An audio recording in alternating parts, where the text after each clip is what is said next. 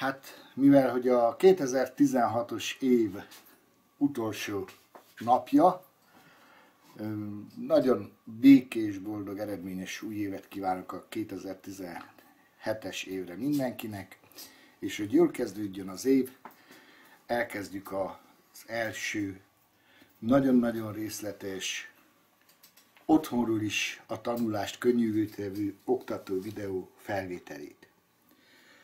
Ez a lecke már egyszer bemutatásra került, de ez 3, 4 vagy 5 éve is lehetett, és azóta nagyon-nagyon sokat tanultam a tanulók kérdéseiből, teljesen letisztult, hogy miket kell pluszba még átadni, és ezért gondoltam úgy, hogy leckénként egyesével nagyon szájbarágúan, oly módon, hogy aki távol lakik és nem tud eljönni ide helyszínre, hogy irányítás alatt tanuljon, annak is teljesen érthető, egyértelmű és sikerekhez juttató élmény legyen a faragással való találkozás.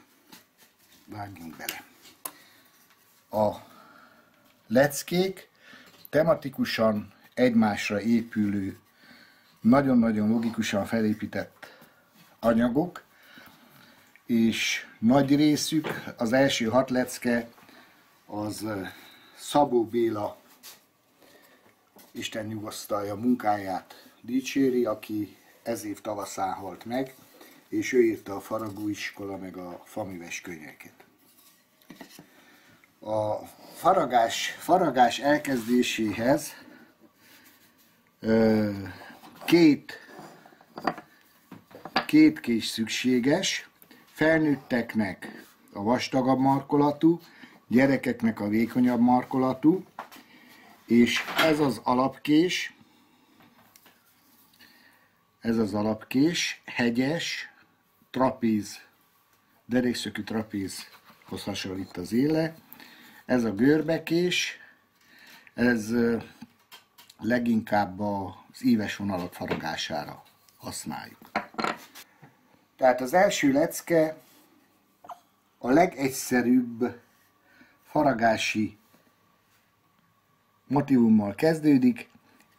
Egyenes vonalak faragása a fa szálirányával merőlegesen. Ezt a legkönnyebb kifaragni. Utána jön 45 fokos jobbra-balra vonalak. Ez roppant érdekes, mert általában az emberek két agyféltekéje másképp dolgozik, és itt majd a jobbra-balra íves meg dőlt vonalaknál ez általában ki is jön. A késekkel való faragás arra a legalkalmasabb, hogy megismerjük a fának a szálirányát, és a 18 lecke kifaragása után, különösen akinek belülről jön a késztetés, hogy ezt megtanulja, nagy biztonsággal kialakul a fa szálirányának megismerése, ami a faragás tanulásához az egyik legfontosabb dolog. A második legfontosabb, tanuljunk meg jól élezni. Tehát, kezdjük el az első lecke első részének faragását. Legelőször az egyenes alapkés belenyomjuk körülbelül 1,5 milliméterre, és 45 fokba, lényeg, hogy nagyon-nagyon lassan, és a hüvelykujjamot megtámasztva a fához, utána meg az asztalhoz, így ellenőrzött a mozgás, így tudom kontrollálni, és így lesz nagyon precíz, úgy megy a kés ebbe a fába, mint a vajba.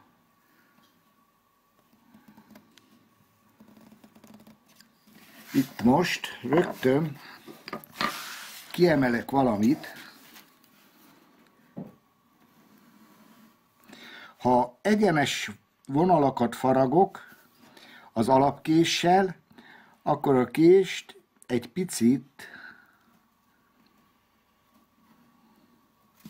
ebben a szögben tartom, mert ez a szakasz benne van a fában, most egy picit nagyítottam, akkor ez teljesen megvezeti, és nem engedi, hogy a fa száliránya elkalandozzon, elvigye a kést, és hullámos legyen a vonal.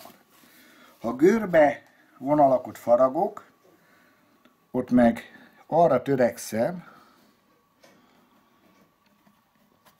hogy a kés hegyének egy rövid szakasza legyen a fába, mert értelemszerűen sokkal könnyebben tudom íves vonalak mentén mozgatni, ha nem fekszik bele ilyen nagy szakasz, hanem csak ilyen kis része kell kanyarodjon a fába.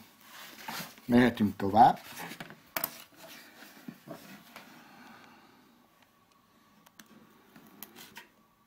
Belenyomom, megfektetem, 45 fokba tartom a kést, az a legfontosabb, és ennél gyorsabban nem mozgatom. Amikor meg kiérek a végére, akkor felemelem a nyelét, hogy a késére ne menjen túl ezen a vonalon, mert felületkezelés után az így okozok, most itt okozok egy benyírást, ha túlmegyek, akkor az így néz ki, és felületkezelés után ez a rész, mint az itatós, úgy magába szívja a felületkezelő anyagot, és ordítani fog, olyan csúnya lesz. Utána megfordítom, és figyeljen meg, ha jól dolgozok, akkor a forgács kiesik, tiszta marad az alja, karakteres, élek, síkok, egyenesek és párhuzamos. Akkor szép egy faragás, ha ezek a szempontok teljesülnek.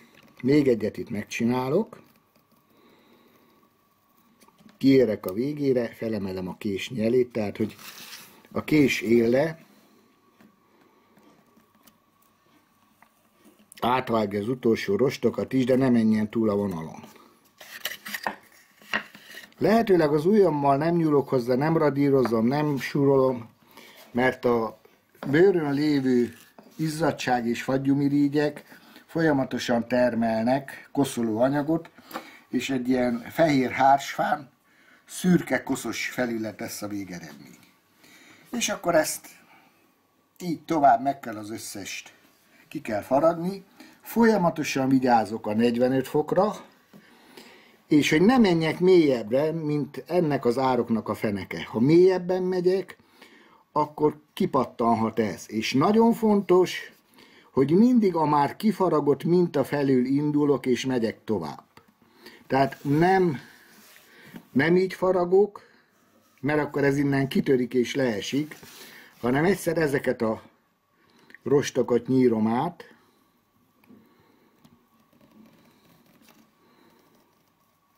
nagyon lassan, kiértem a végére,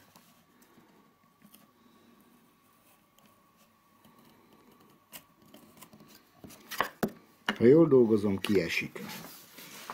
Jó. Következő 45 fokba ugyancsak bekeretezem.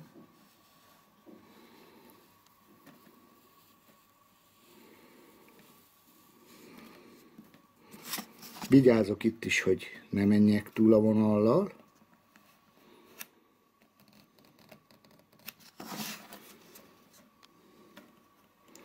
Ez egy rendhagyóan puha hársfa, ritkán kerül ilyen puha a kezembe. Ez attól is függ, hogy ez a hársfa vízparton nőtt, sok nedvességet kapott, mert akkor sokkal szélesebbek az évgyűrűi, tehát sokkal lazább a rost szerkezete, és ezáltal közelít a nyárfához a puhasága, de egy jó késsel ezt is lehet faragni. Mindig, ugye a ferdevágás ez, mindig a 45 fokra törekszem,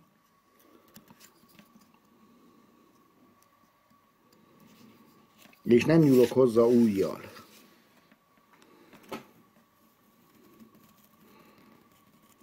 Lassan, fegyelmezetten. Aki kapkod, annak a munkáján látszik, és nem éri el ezt az eredményt. Mindenkinek azt javaslom, hogy a legelején 10-szer lassabban mozgassa a kést, mint az életben, ahogy a tárgyakat kezeli,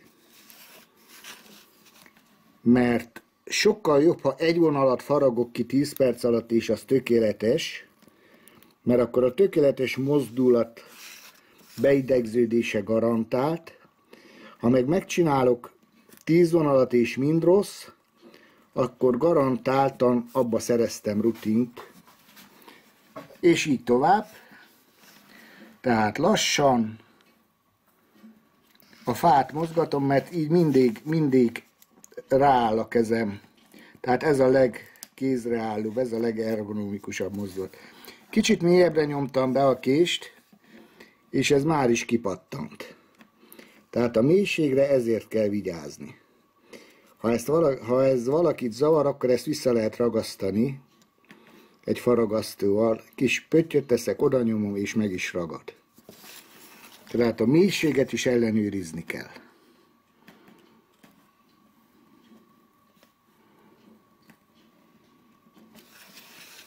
Faragás az meditatív tevékenység, és közben rohad az idő, tehát egy szanatóriummal felér, ha az ember belemélyed is, általában nagy élvezettel pár órát farigcsál, ránéz az órára, és ami 10 percnek tűnt, az sokszor pár óra. Na, tehát az egyenes vonalak faragása, a merőleges és a ferde, szálirányhoz képesti merőleges és ferde irányba így történik. Ez egy apácarácsos megoldás. Itt arra vigyázunk, hogy nem 45 fokba, csak 30 fokba a fára merőlegeshez képest 30 fokba tartjuk a kést, és csak fél milliméterre a vonaltól,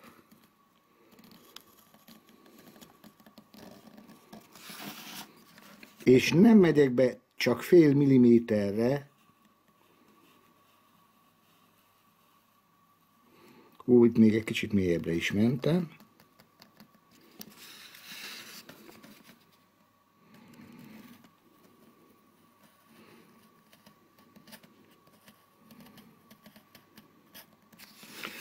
Még az is érződik,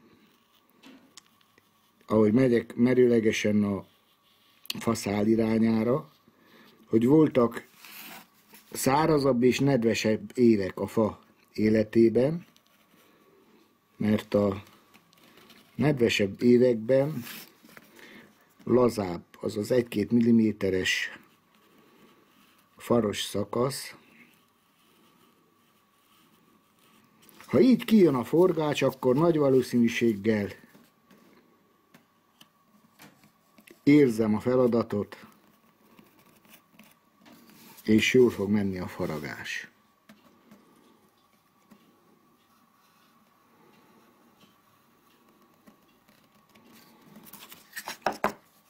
Tehát nagyjából párhuzamos vonalak legyenek, egyforma mély, egyenletes. Ilyenkor itt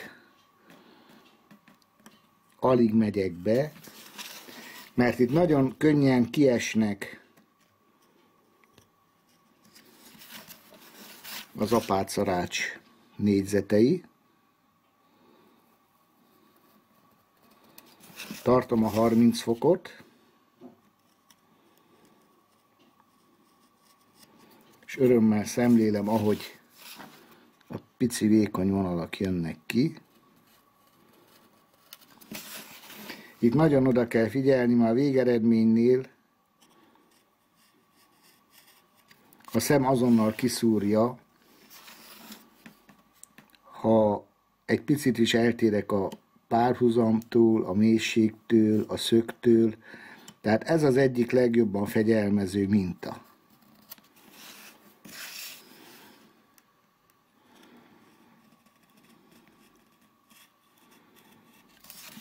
Ezt már tovább nem is faragom, csak Megmutatom még itt, hogy itt most ahogy megyek, akkor úgy pattog a kés, úgy ugrál, de itt is nagyon vigyázok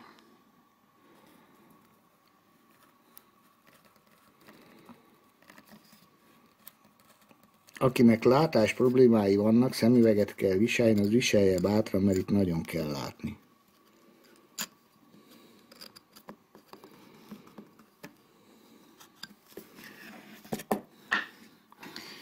És mondhatnám, hogy és így tovább, és így tovább, és így tovább. Akinek nehézségei vannak a 45 fok megtalálására, ugye az a 90 foknak a fele. Tehát képzeljünk el egy ilyet, hogy így tartom a szerszámot, vagy tegyek magam elő egy ilyen talpas derékszeget, és mindig álljak be így. Mert ezt meg kell szoknia a kéznek nagyon-nagyon. Megyünk tovább, és most jönnek az ívek. Azért szoktam meghúzni a keretet egy vonallal,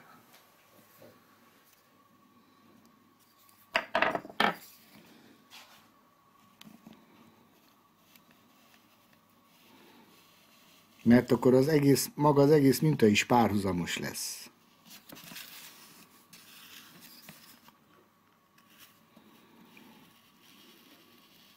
És azért tartom itt is 45 fokba a szerszámot, mert amikor faragom a vonalat, késsel odaérek, ha ez 90 fokos lenne, akkor még jobban fel kellene emeljem a kést. Na, és innen indulok. Ezt már az íves késsel, görbekéssel. Látszik, hogy ugrik a kés, amikor egy kis puhább szakaszhoz ért, igaz? És az is látszik, hogy a görbekésnek milyen kis felülete mélyül bele a fába.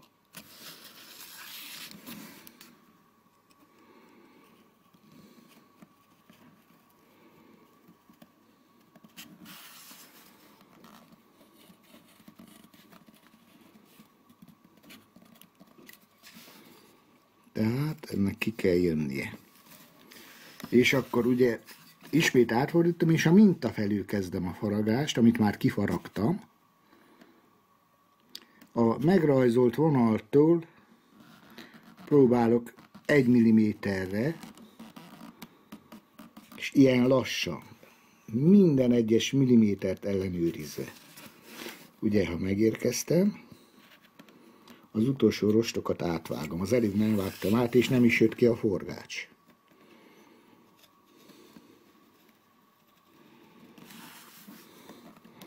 Szerencsére a fa könnyen mozgatható. A fatáblák mérete direkt úgy van megválasztva, hogy könnyen mozgatható, könnyen áttekinthető, akár kézben is faragható legyen.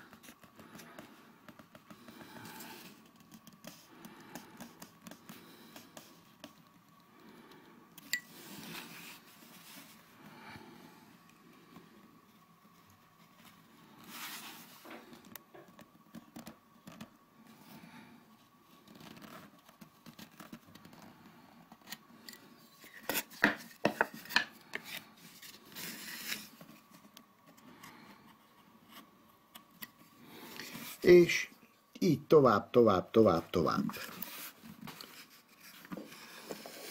Másik oldalból is ugyanez, ezt nem is mutatom. Bemutatom ezeket is egy rövid.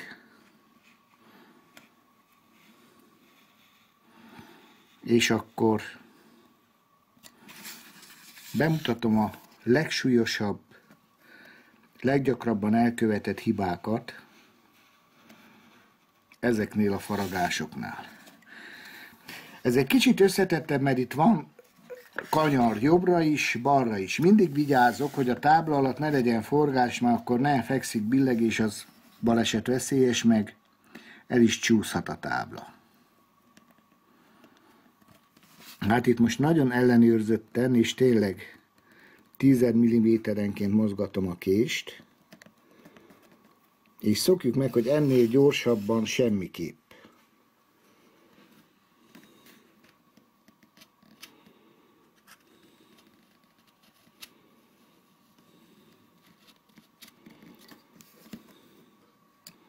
kézzel nem nyúlok hozzá. És ha megnézem, akkor úgy nagyjából párhuzamos, egyenletes a mélysége, és egyenletes a késtartás, tehát nincs egyik oldalon jobban lefektetve, mint 45 fok, a másik oldalon meg kevésbé. Az is elég sűrűn előforduló kezdők hibája.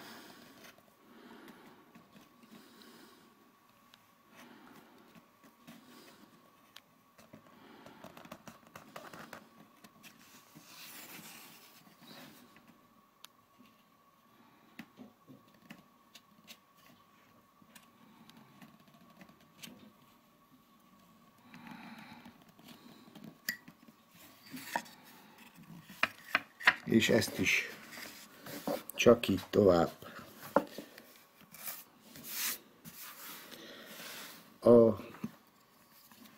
Az első lecke legbonyolultabb feladata a jobbra es, balra es. Ez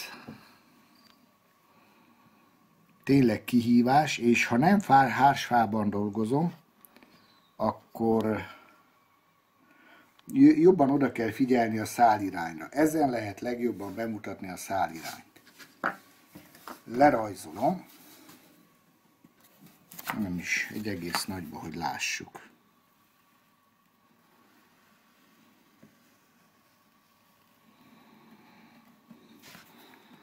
A fa növése ez az irány. Ez azt jelenti, hogy ha innen indulok kívülről, akkor eddig a pontig ebbe az irányba kell menjek. Kívülről eddig a pontig ebben az irányban, mert akkor vágom át könnyen a rostokot. Belülről ebbe az irányba, belülről ebbe az irányba. Ezt majd megértitek, ez nem lesz ennyire bonyolult. Itt erre, itt erre,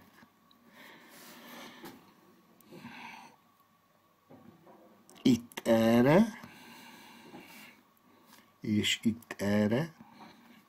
De a hársfánál ez még nem ennyire kényes, mert puha a fa. Igen, és tehát itt így tudnám bemutatni legjobban a szálirányt. Tehát képzeljük el, ezek a rostok, mondjuk ez egy cirokseprű, és innen le tudok vágni egy késsel belőle, de innen nehezen tudok levágni. Azt mondtuk, ez egy ciroksöprű. Innen tudok vágni, de errefele nem tudok vágni, mert ellen tart a többi rost. Nem tudom, ez mennyire érthető. Na, itt is jobbról indulok balra, ha jobbkezes vagyok, és akkor ez pont megfelel a száliránynak, a szálirány szabály követelményeinek, és amint látjátok, a fát mozgatom. Itt már a fa szálirányával szembe dolgozom, de ezzel a késsel nyugodtan körbe mehetek.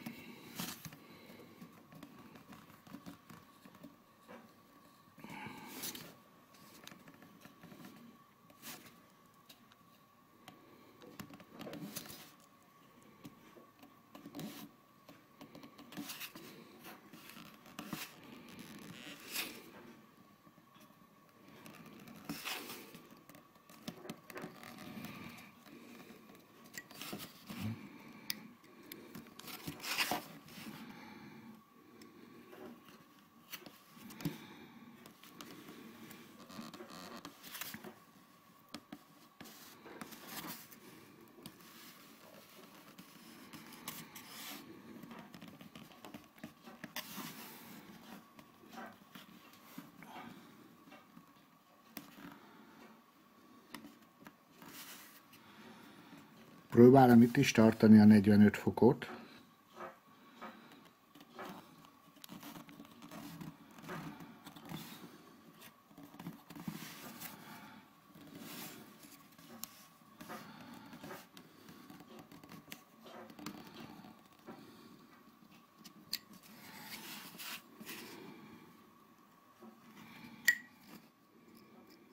Nem vágtam át az utolsó rostokat, és azért nem pattant ki a forgács. Na, tehát amint mondtam, ez a legbonyolultabb, de megugorható. És akkor most felhívom a figyelmeteket néhány sűrűn előforduló hibára. Ezt a táblát egy kedves tanítvány haragta, élete első munkája, most vett kést először a kezébe. Az látszik, hogy a kés ott megy, ahol ő szeretné. Egyik vonal ennyire vékony, a másik ennyire vastag, tehát itt már az egyenetlenség jól látható. És nézzük meg az apácarácsnál is, mennyire ordít, ha valamelyik vonal egy picit vastagabb. A legsúlyosabb hiba pedig, hogy az aljában nem maradhat itt forgács. Ez felületkezelés után ordít. Tiszta kell, soha nem maradjon az aljába semmilyen moszt, semmilyen szivacsos, fellazított fa szerkezet, mert az itatosként szívja magába majd a felületkezelő anyagot, a pácot, a lakkot, és az ordítani fog. Arra is vigyázzunk, hogy itt a sarkok is végig legyenek tiszták, tehát az utolsó forgásdarabot is vegyem ki, ha megfordítom, jobban látszik talán. Tehát itt nem maradjon benne, plusz ez végig legyen kivéve. És itt is az a felület, ez a fa keménységének hibája is lehet, de nem elég karakteres. Ugye nem látom azt, hogy az élek, a síkok. Tehát ez tiszta kell legyen, ez olyan kell legyen, mint itt a vonalnak az alja. Látom, hogy hol van a feneke az ároknak. Ha ezt figyelembe veszitek, követitek, gyakoroljátok, akkor a 18 leckéből álló sorozat első leckéjének kifaragása nem okozhat nagy gondot, és általában egy ekkora felület kifaragása egy kezdő szintjéhez mérten ez egy 4 órás feladat. Ha hamarabb készítettem el, mint 4 óra, azt jelenti, hogy sietek. Ha később készítettem el, mint 4 óra, azt jelenti, hogy nagyon összpontosítok, nagyon koncentrálok, sokkal hamarabb érek el nagyobb precizitást, és a végén úgy is kialakul az a sebesség, hogy precízen is és gyorsan is tudok faragni. Nem véletlen, hogy a legjobb faragók, a sebészek, fogtechnikusok, ékszerészek, akik már eddigi életükben is nagy precizitást igénylő, a finom motorikus mozgásokat elég erősen fejlesztő tevékenységgel foglalkoztak. Sok sikert kívánok mindenkinek az első lépések megtételéhez, és ígérem, hogy ahogy időm engedi, akkor megyünk tovább a következő lecke kifaragásának bemutatásával. Sok sikert!